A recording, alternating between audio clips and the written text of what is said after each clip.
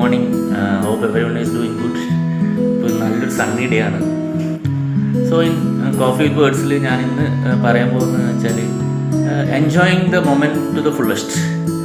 നമ്മൾ പലപ്പോഴും നമ്മൾ എന്താ ചെയ്യാന്ന് വെച്ചാൽ നമ്മളിപ്പോൾ ഒരു മൊമെൻറ്റിന് അധികം ഇമ്പോർട്ടൻസ് കൊടുക്കാണ്ട് വരാൻ പോകുന്ന എന്താണെന്ന് എപ്പോഴും ഇങ്ങനെ ചിന്തിച്ചുകൊണ്ടേയിരിക്കും. Just take we are going to picnic spot.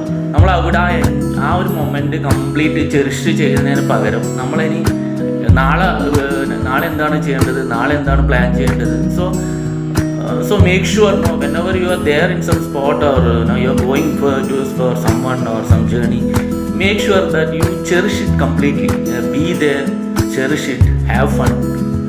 So that is where to enjoy the present things. Cherish your moments.